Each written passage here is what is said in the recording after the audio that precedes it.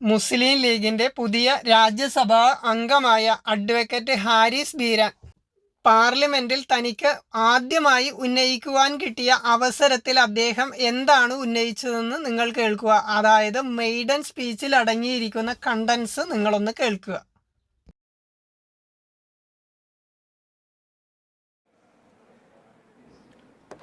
Maiden speech. Try to be brief. Many thanks, sir. Many thanks for giving me this opportunity, sir.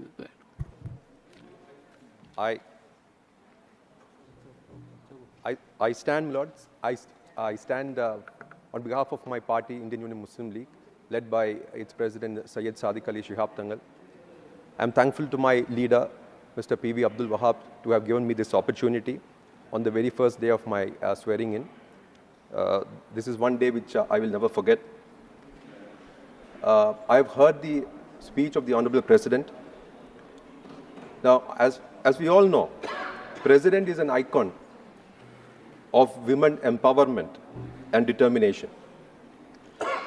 The way she has come forward in her life and became the first citizen of India is exemplary and is a model for everyone. However, it is very sad to say and note that the government has forced her to read a script which is far from truth and has missed certain vital points. The first vital point which I thought was missed is about the conduct of the census and the caste census.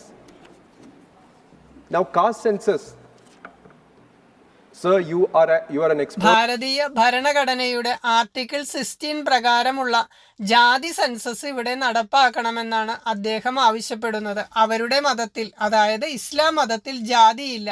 ആ ജാതിയില്ലാത്ത ഒരാള് എന്തിന് ജാതി census നടപ്പാക്കണമെന്ന് ആവശ്യപ്പെടുന്നു? അതായത് ഭാരതത്തിലെ ജനങ്ങളെ വിഘടിപ്പിച്ചുകൊണ്ട് അവരുടെ 2047 ഇസ്ലാമിക രാഷ്ട്രം സ്ഥാപിക്കുന്നതിനുള്ള ഒരു അജണ്ടയാണ് അദ്ദേഹം അടിച്ചേൽപ്പിക്കുന്നത്. ഇന്ത്യൻ ഭരണഘടനയുടെ ആർട്ടിക്കിൾ 16 പറയുന്നത് ഒരു മതത്തിൽ ജാതിയുണ്ടെങ്കിൽ ആ ജാതിയിൽ അവശത അനുഭവിക്കുന്നവർക്ക് സംവരണം ഏർപ്പെടുത്താമെന്നാണ്. അങ്ങനെ ജാതി വ്യവസ്ഥ നിലനിൽക്കുന്നത് ഹിന്ദു മതത്തിലാണ്. അപ്പോൾ റിസർവേഷന് അർഹതപ്പെട്ടവരും ഹിന്ദു മതത്തിൽ ജനിച്ചവർ മാത്രമാണ്. എന്നാൽ ഇസ്ലാം മതത്തിൽ സംവരണം ഏർപ്പെടുത്തേണ്ട കാര്യമില്ല. അവരുടെ മതത്തിൽ ജാതിയില്ല. എന്നാൽ ഇത് ദുരുപയോഗം ചെയ്ത് ഹിന്ദുക്കൾക്ക് കിട്ടേണ്ട ജോലിയും വിദ്യാഭ്യാസ അവസരങ്ങളും തട്ടിയെടുത്തിട്ടാണ് ഈ വ്യക്തി ഇതിനെതിരെ സംസാരിക്കുന്നത്. അതായത് കള്ളത്തരം കാണിച്ചവർ തന്നെ. വീണ്ടും ആർട്ടിക്കിൾ ഇപ്പോൾ അദ്ദേഹം ഉന്നയിച്ചിരിക്കുന്ന ആവശ്യം ജയിലിൽ കഴിയുന്ന തീവ്രവാദികൾ ഭാര്യമാരെ കാണുന്നതിനും അവരുമായി സംഗമിക്കുന്നതിനുള്ള അവസരമുണ്ടാക്കണമെന്നാണ് ഇദ്ദേഹം പറയുന്നത്. അല്ലെങ്കിൽ അവർക്ക് മാനസിക വിഭ്രാന്തി ഉണ്ടാകുമെന്ന് ഇദ്ദേഹം കണ്ടുപിടിച്ചിരിക്കുന്നു. ഈ മാനസിക വിഭ്രാന്തി യഥാർത്ഥത്തിൽ ആരംഭിക്കുന്നത് മദ്രസ വിദ്യാഭ്യാസത്തിൽ നിന്നാണെന്ന് മനസ്സിലാക്കുവാനുള്ള സാമാന്യ ബോധം പോലും ഇദ്ദേഹത്തിനില്ല. ഇപ്പോൾ ജയിലിൽ കിടക്കുന്ന ഇവരുടേതായ മതത്തിൽപ്പെട്ടവർക്ക് അല്ലെങ്കിൽ മാനസിക വിഭ്രാന്തി ഉള്ളതുകൊണ്ട് തന്നെയാണ് രാജ്യദ്രോഹ കുറ്റങ്ങളും ബോംബ് സ്ഫോടനങ്ങളും സ്വർണ്ണക്കള്ളക്കടത്തും തീവ്രവാദ പ്രവർത്തനങ്ങളുമെല്ലാം നടത്തി ഇവർ ജയിലിലെത്തിയപ്പോൾ അവർക്ക് ഇനി മനുഷ്യാവകാശവും അവരുടെ കുടുംബ സംരക്ഷണവുമെല്ലാം ജയിലിലൂടെ നേടിക്കൊടുത്താൽ പിന്നെ ഭക്ഷണവും താമസവും ജയിലിൽ സുരക്ഷിതമായി കഴിയുകയും, അതായത് ഗവൺമെന്റ് ചെലവിൽ സകല തീവ്രവാദ പ്രവർത്തനങ്ങളും സുഖമായി നടത്തുന്നതിന് ഹാരിസ് ബീരാൻ ശ്രമിക്കുന്നു. ഇതെല്ലാം കേൾക്കുമ്പോൾ യഥാർത്ഥ പൊട്ടന്മാർ കേരളത്തിലുള്ള ജനങ്ങൾ തന്നെയാണ്. 19 പൊട്ടന്മാരെയാണ് പാർലമെന്റിലേക്ക് അയച്ചിട്ടുള്ളത്.